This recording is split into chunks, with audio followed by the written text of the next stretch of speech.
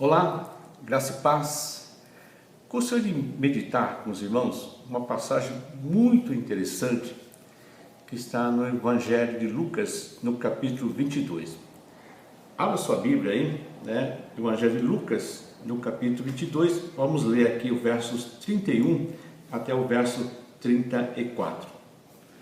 O verso 31 diz assim a palavra do Senhor: Simão, Simão, eis que Satanás vos reclamou para vos peneirar como trigo. Eu, porém, roguei por ti, para que a tua fé não desfaleça. Tu, pois, quando te converteres, fortalece os teus irmãos. Ele, porém, respondeu: Senhor, estou pronto a ir contigo, tanto para a prisão como para a morte. Mas Jesus lhe disse: Afirmo-te, Pedro, que hoje 3 vezes negarás que me conhece, antes que o galo cante. Esse meu fato é narrado nos outros evangelhos, lá em Mateus, no capítulo 26, do verso 31 ao verso 35. Marcos também narra esse fato, no capítulo 14, verso 27 e 31. João também menciona esse fato, no capítulo 13, verso 36 e 38. Mas nenhum deles, Mateus, Marcos e João, menciona o fato de que Satanás está reclamando a vida de Simão para peneirar como trigo. Somente o evangelista Lucas narra esse fato, Jesus dizendo: Simão, Simão, eis que Satanás vos reclamou para peneirar como trigo. E Jesus disse: e roguei por ti, para que a tua fé não desfaleça. Tu, pois, quando te converteres, fortalece o teu irmão. Dá a entender aqui, meus irmãos, que Satanás, ele quer tocar em Simão. Lembra de um outro fato, ocorrido na Bíblia, que está no livro de Jó. Lembra de Jó?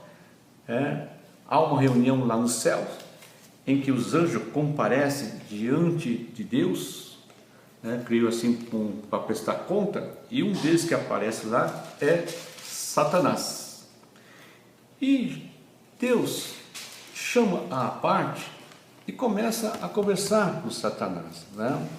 Lá no capítulo 1 de Jó, vamos ler aqui, que é muito interessante essa passagem, que vai nos ajudar aqui a entender por que Satanás está pedindo a Jesus para tocar em Pedro.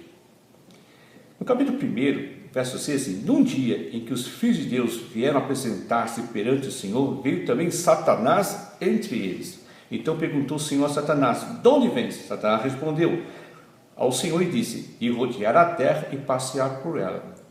Perguntou ainda o Senhor a Satanás: observaste o meu servo Jó? Porque ninguém há na terra semelhante a ele, homem íntegro e reto, temente a Deus, que se desvia do mal. Então respondeu Satanás ao Senhor: porventura Jó debalde teme a Deus?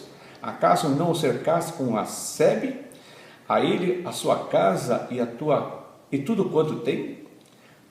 A obra de suas mãos abençoaste, e os seus bens se multiplicam na terra? Estende, porém, a mão e toca-lhe em tudo quanto tem, e verás se não blasfema contra ti na tua face. Disse o Senhor a Satanás: eis que tudo quanto ele tem está em seu poder, somente contra ele não estenda a mão. E Satanás saiu da presença do Senhor. Então Deus disse: você pode tocar em tudo, menos na sua vida. Você não vai estender a sua mão contra ele. E Satanás saiu da presença do Senhor. Assim como Jesus vai rogar pela vida de Pedro, olha, eu roguei por ti, para que a tua fé não desfaleça, tudo quanto te converter, fortalece os teus irmãos. Então, o que dá a entender aqui, que existe um ponto, em que Deus diz a Satanás: olha, esse ponto você não pode tocar, nesse ponto você não pode passar, em tudo você pode tocar. O que dá a entender, meus irmãos, também que todos nós tem um ponto em que Satanás não vai nos tocar, por causa da obra perfeita do Senhor Jesus Cristo ali na cruz, e o sangue do Cordeiro que é derramado sobre nós. Mas o que está entendendo também é que Satanás ainda pode estar atuando em nossa vida. Pedro diz assim, olha, Satanás é como um leão, né, que anda ao nosso redor. Se Satanás está andando ao nosso redor, significa o quê? Que ele pode nos tocar. Então existe um ponto, né, que talvez a gente não tenha observado, em que o Satanás pode entrar por ali, né? Ele fica nos observando. Em que ponto ele pode tocar em nós? Jó tinha um ponto ali, né, vulnerável. Veja lá no capítulo 3 de Jó, no verso 25 a 26, Jó disse o seguinte, depois de todo aquele acontecimento, né, que Satanás começa a tocar em tudo que ele tem, né, ceifa a vida dos seus filhos, toca nos seus bens, e agora também tocou-lhe no seu organismo, no seu corpo, que está cheio de úlceras. No verso 25 e 26 do capítulo 3, Jó disse assim, aquilo que temo me sobrevém, e o que receio me acontece. Observe bem aqui o que Jó está dizendo aqui. Aquilo que temo me sobrevém, e o que receio me acontece. Não tenho descanso, nem sossego, nem repouso, e já me vem grande perturbação. O que eu entendo aqui é que existe um ponto em que Jó é vulnerável e que Satanás tocou. Aquilo que Jó disse, que eu temo, é aquilo que receio. O que Jó temia? Dá a entender, né, que Jó temia que os seus filhos pudessem ser punidos. A Bíblia diz que ele levantava de madrugada e levantava um holocausto ao Senhor pelos pecados dos filhos, cujo pecado ainda não havia sido cometido, porque os filhos estavam dormindo. Então ele levantava de madrugada, levantava um holocausto pelos pecados dos filhos. Então observamos aí um cuidado, um temor, né, de Jó para com seus filhos, e também creio pelos seus bens. É onde Satanás tocou, né? Naquilo que Jó temia e naquilo que receava, né? Então o Senhor permite a Satanás tocar em tudo. Então ele toca nos filhos, e toca nos seus bens e até na própria saúde física, né? O que significa isso? Que lição nós podemos tirar? É que todos nós temos um ponto, né, em que o inimigo adentra. É uma porta aberta em que Satanás opera ali para nos trazer, como diz assim Jó, né? Não tenho descanso, nem sossego, nem repouso, e já me vem grande perturbação. O que dá a entender é que existe um ponto que Satanás entra, ele tira de nós o descanso, o sossego, o repouso, e nós somos acometidos de uma grande perturbação.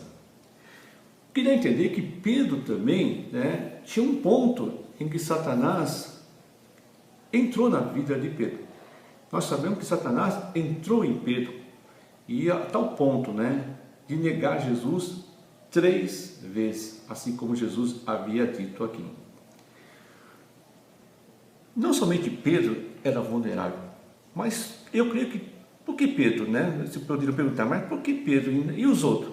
Não, eu creio que Satanás reclamou a vida dos outros discípulos, porque observe bem ali, né, que Jesus disse, Simão, Simão, Satanás vos reclamou, é plural, né? Mas Jesus está endereçando-se a palavra apenas a Pedro, mas vos reclamou, fala da pluralidade.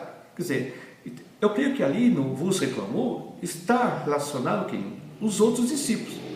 Mas Jesus faz questão, né, de conversar apenas com Simão Pedro. Simão, Simão, Satanás o reclamou para penetrar contigo. Mas eu, porém, roguei por ti para que a tua fé não desfaleça. Tu, quando te converteres, fortalece os teus irmãos. Então, é uma lição aqui para nós, que existe um ponto vulnerável em nós.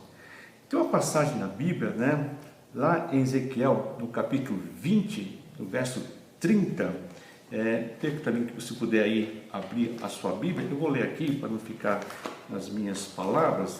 Ezequiel, no capítulo 20, verso 30, o Senhor diz assim: busquei entre eles um homem que tapasse o muro e se colocasse na brecha perante mim a favor desta terra, mas para que eu não a destruísse, mas ninguém achei. Então veja só o que disse o Senhor aqui ao profeta Ezequiel: busquei entre eles um homem que tapasse o muro e se colocasse na brecha perante mim, a favor desta terra, para que eu não a destruísse, mas ninguém achei. Então o Senhor aqui menciona, que está buscando alguém para tapar uma brecha. Então diz aqui, que tapasse o muro. Então o muro aqui está com um buraco, está com uma falha, e essa falha, nós podemos entender, que deve ter ocorrido quando o Senhor expulsou Adão e Eva do jardim do Éden. Antes da expulsão, antes da queda do homem, antes da expulsão, o Senhor dá a entender que o Senhor cercou Adão e Eva como se fosse um muro, protegendo, dando a ele toda a alimentação, toda a sustentação para a sua sobrevivência. Mas o Senhor disse: olha, existe uma árvore que você não pode comer, porque no dia que comer desse fruto você vai morrer. Quando Adão e Eva comem aquele fruto, o que dá a entender aqui é que o muro, que era antes perfeito, agora tem um buraco. E por esse buraco, o que dá a entender na Bíblia é que Satanás entrou. Lá em Romanos, capítulo 5, verso 12, Paulo diz assim: por um só homem entrou o pecado no mundo, e pelo pecado a morte. Então, esse homem, um só homem aqui, está referindo-se a Adão. Então, quando Adão comeu o fruto e foi expulso do jardim do Éden, há um buraco que se abre no muro, uma fenda se abre no muro. O muro agora está quebrado. E por onde entra o pecado, e também entrou a morte. Então, dois personagens entram aí pelo pecado de Adão e da dona Eva, que é o pecado e também a morte. Então, e a Bíblia fala, menciona esse fato, que Jesus, ele, ao vir aqui na terra, nascido de mulher, e no seu ministério, ele vai restaurar esse muro, ele vai se colocar na brecha, como aqui diz Ezequiel, que o Senhor buscava um homem que tapasse o muro, e como ele não encontrou, ele, segundo a entender na Bíblia, ele envia o seu próprio filho para que seja essa pessoa que se coloque na brecha em favor do mundo, a favor dessa terra, para que o Senhor não venha a destruir essa terra. Então, quando Jesus Cristo morreu ali na cruz, derramando o seu sangue, e ele tapa, ele fecha essa fenda chamada pecado. Ele nos redime do pecado, ele nos cobre com o seu sangue, apagando todo o pecado e, segundo Miqueias, jogando do mau esquecimento todo o nosso pecado. Então ali uma porta se fechou. Ao terceiro dia, Jesus ressuscita, vencendo o que? A morte. Então Jesus venceu aquilo que nós chamamos na Bíblia do último inimigo a ser vencido. Paulo fala sobre isso lá em 1 Coríntios, capítulo 15, 26, e o último inimigo a ser destruído é a morte. Então, O que Paulo entende é que a morte ainda está operando. Essa morte aqui, né, novamente aqui, nós vamos aqui recordar o que Satanás disse para Eva. Não, você pode comer esse fruto dessa árvore que está no jardim, porque certamente não morrerás. Eu não sei qual é a ideia que a Eva tinha de morte, qual é a ideia que Adão tinha de morte, não diz assim, ó, não coma desse fruto, porque no dia que comer certamente morrerás. Quando nós pensamos a respeito de morte, pensamos o quê? Cemitério, não é isso? Né? Mas o que a Bíblia está falando aqui não é essa morte, né, que nós entendemos como o cemitério. Mas morte aqui na Bíblia significa separação. Eu não sei se Adão e a Eva tinham essa compreensão, né, da separação. Mas quando comeram o fruto, ambos, a partir de agora, estão separados, né, de Deus. E adquire uma outra dimensão, né, de visão. Eles veem que estão nus, antes estavam nus e não se viam nus. Né? Às vezes estavam nus e não havia confusão antes da queda, mas agora Adão se esconde. Por quê? Estava nu. E Deus diz: onde está Adão? Por que escondeu? Porque estava nu. Então ali abriu-se uma brecha.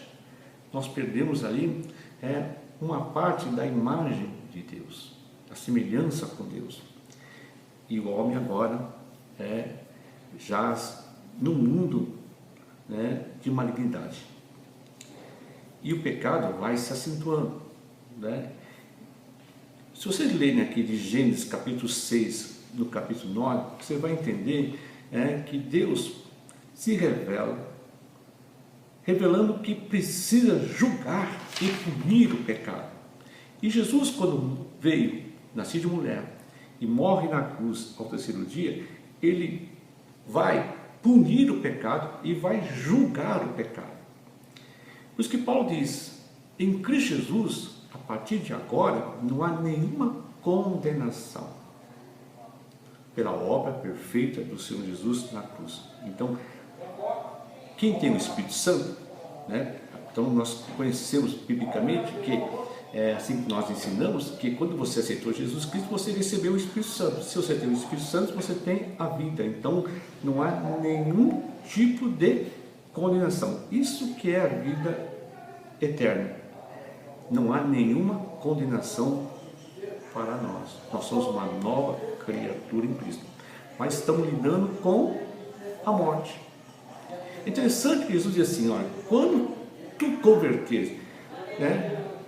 Mas se Pedro não era convertido, há 3 anos e meio mais ou menos, ele está andando com Jesus, e Jesus disse: quando tu convertesse, ele não é convertido. E quando te converter, fortalece o teu irmão. Então, eu creio que Pedro era uma pessoa temente a Deus, cria que Jesus Cristo era o Filho de Deus. Tanto é que a própria boca é usada por Deus para dizer: tu és o Cristo, o Filho de Deus vivo. E Deus disse: bem-aventurado sois, Simão Barjona, não foi o sangue, a carne que tu revelou, mas meu Pai está no céu. E Jesus muda o nome de Simão, porque Simão significa uma cana levada para o vento, para lá e para cá. E Jesus muda o nome dele para Pedro, rocha.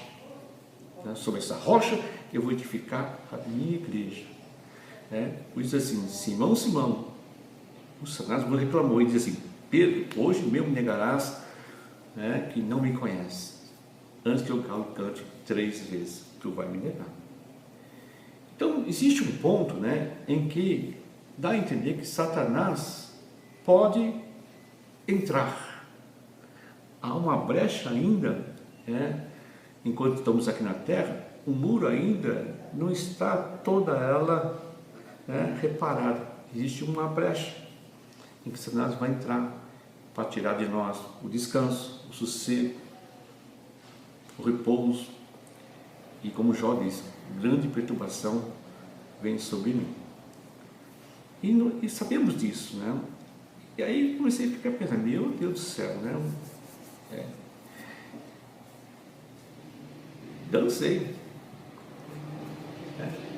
Eu nunca pensei, né, que poderia haver ainda um ponto em que Satanás poderia me tocar.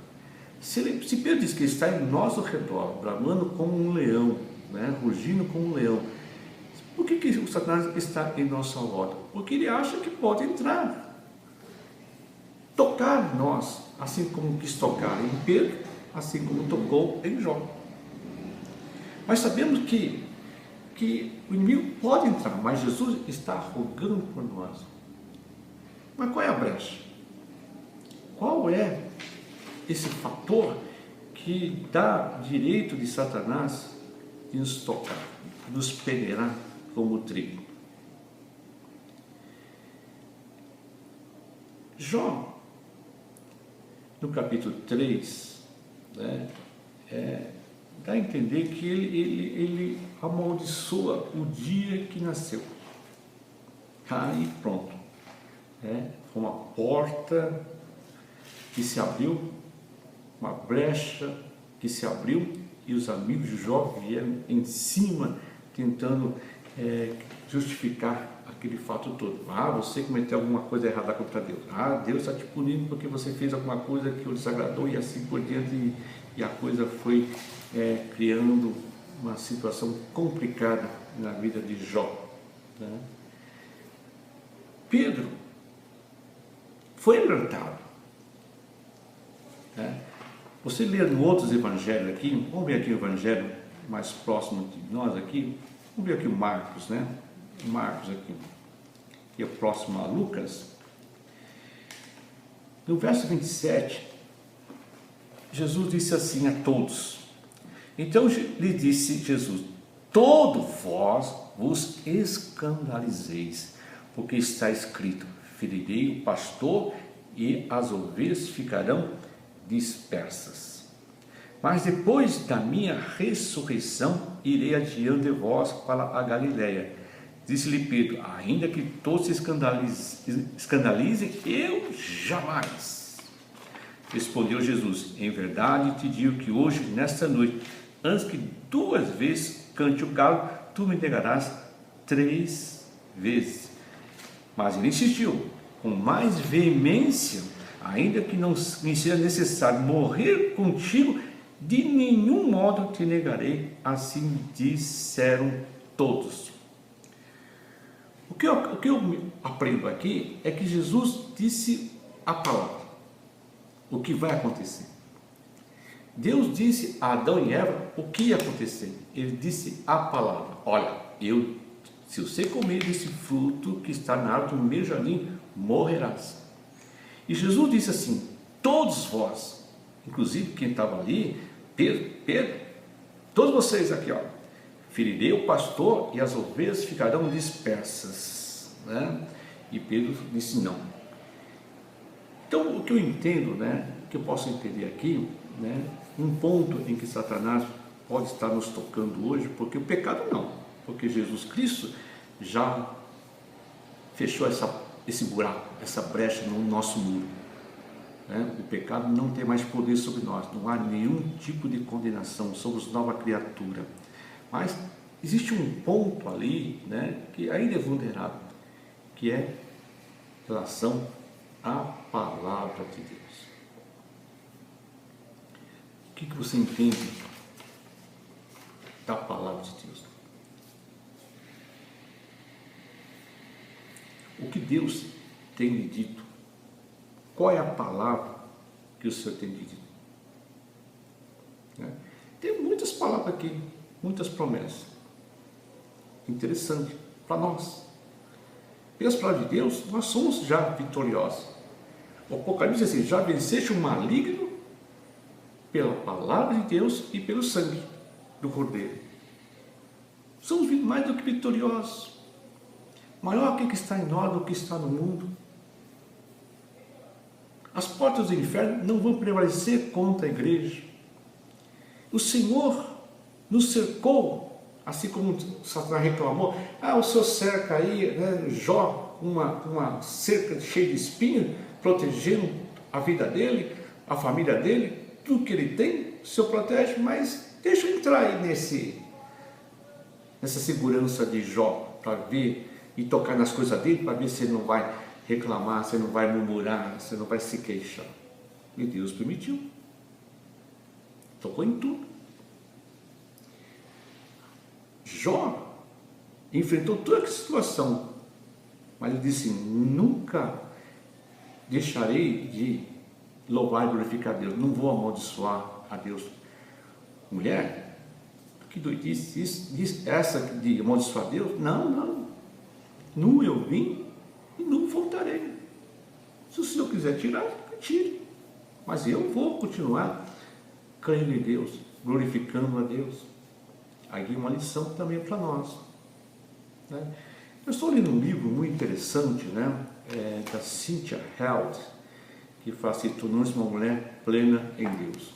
Eu gosto de ler esses livros aqui, né, sobre as mulheres.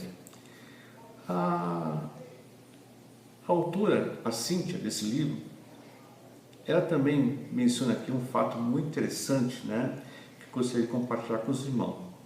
Ela diz o seguinte: por que eu sou tão inclinada a tomar os problemas em minhas próprias mãos?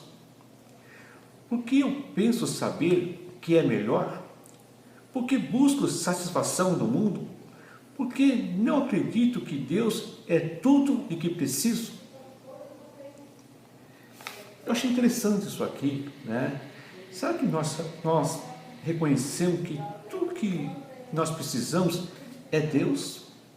Simplesmente Deus? Às vezes ficamos prisioneiros das promessas de Deus, e quando vem uma situação complicada, reivindicamos essas promessas como: Senhor, está vendo aqui, Senhor? O Senhor falou isso aqui, não está acontecendo nada comigo. Então, o que me chamou a atenção aqui, né, nas palavras da autora Cynthia Held, do livro Tornando-se uma Mulher Plena em Deus, né, é porque eu sou tão inclinada a tomar os problemas em minhas próprias mãos. Você também é assim? Porque eu penso saber o que é melhor. Você pensa também assim? Você pensa saber o que é melhor para você? Por que busca satisfação no mundo? Ela cita aqui uma mulher muito interessante, né? Chama-se Hannah Whitall Smith, né? Ela tem um livro muito interessante aqui. Eu não lembro aqui o título aqui, mas se vocês quiserem, né, me cobre aí, eu digo qual é o título, né? E a dona Hannah Smith, ela perguntou, né? Sentiu-se como se Deus estivesse perguntando para ela, né? Então a Hannah diz o seguinte: ela sente que Deus está lhe perguntando: eu sou a sua rocha, sua fortaleza, sua torre forte? Você confia que estou trabalhando todas as coisas para o bem? Você acredita que assim como não poupei meu único filho, lhe darei de bom grado todas as coisas? Quando li essa passagem, né, esses dizeres aqui da Hannah Smith, eu fiquei meditando, pensando, né, nesse aspecto. Paulo diz lá em Romanos capítulo 8, versículo 32, aquele que nem mesmo a seu próprio filho poupou, antes o entregou por todos nós, como nos dará também com ele todas as coisas? A única coisa que eu preciso aprender e apreender e ter uma boa opinião firme em relação a Deus. O que é Deus para você? O que é Deus para nós?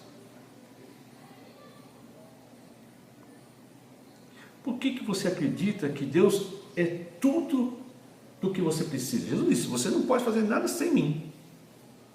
Sem mim você não pode fazer nada.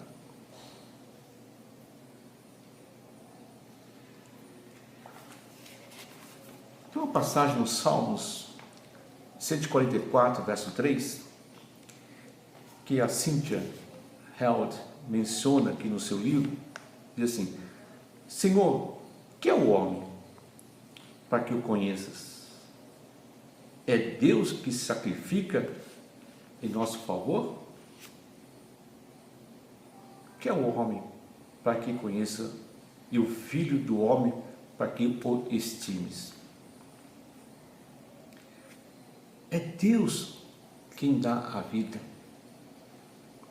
É Deus quem sacrifica em nosso favor. É Deus que graciosamente, concede a sua graça e amor. Segundo a dona Cynthia aqui, Held, diz assim: é Ele que alegremente nos guia, nos protege e sustenta.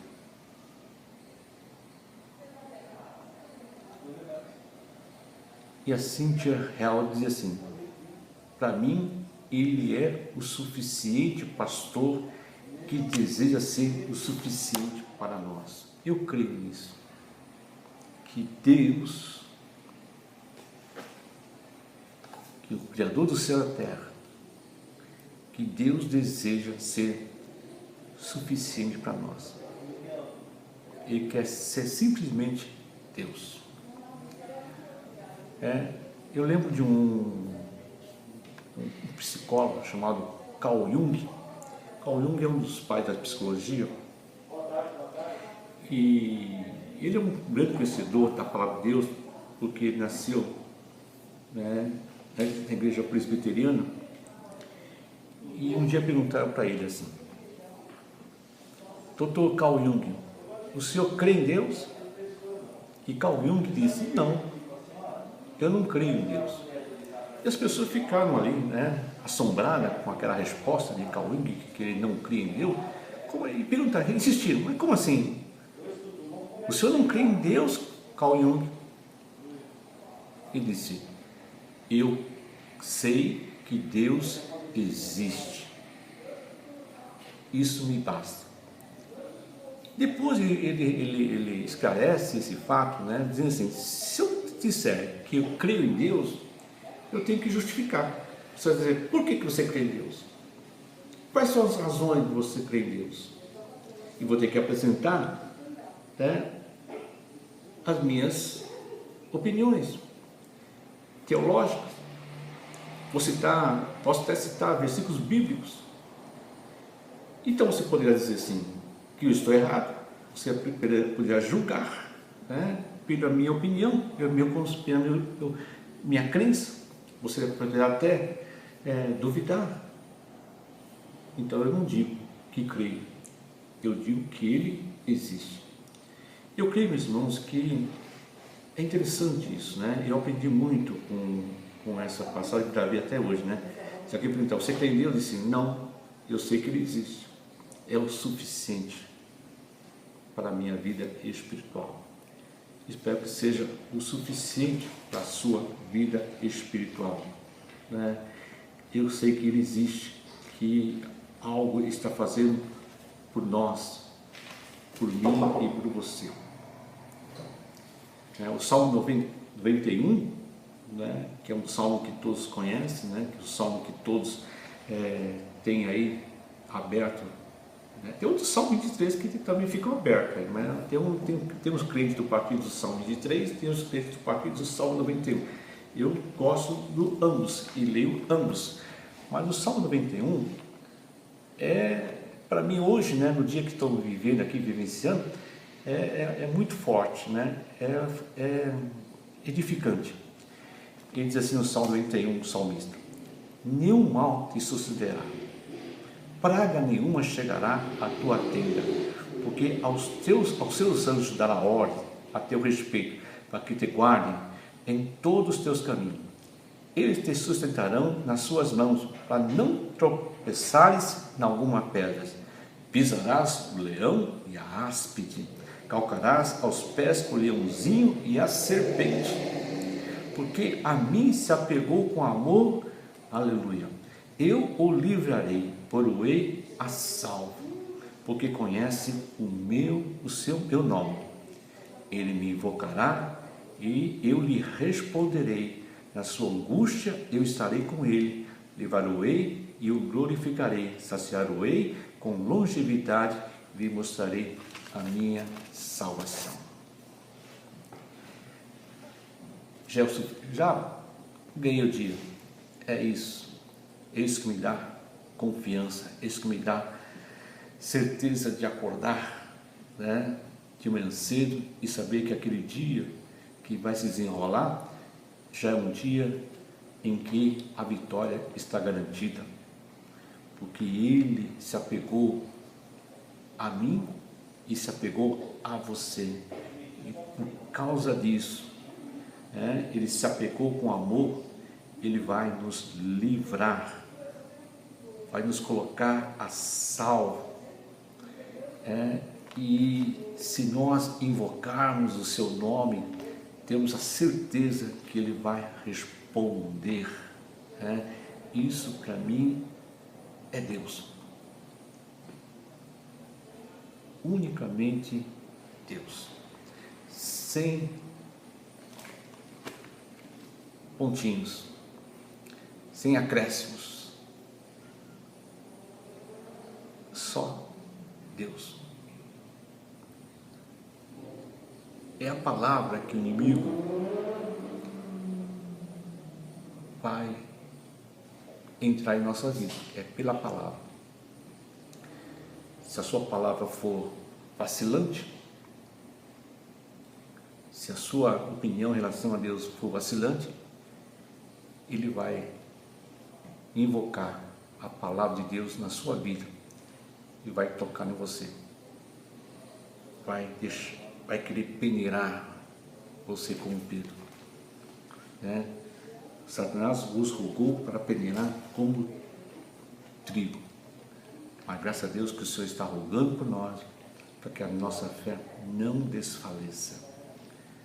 Quando nos converteres, a Deus, somente a Deus, então nós poderemos fortalecer o nosso inimigo. O que o inimigo quer é que sejamos perturbados, que sejamos desassossegados, que ficamos aí com insônias espirituais e emocionais, porque assim se preocupamos conosco mesmo e não vamos fortalecer os irmãos que estão ao nosso redor, que convivem com a gente, que são do nosso conhecimento.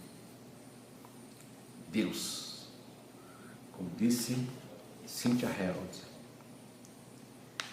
Deus é tudo de que precisamos. Deus é tudo de que precisamos. Amém? Deus é tudo de que precisamos. Deus abençoe, com a paz de nosso Senhor Jesus Cristo.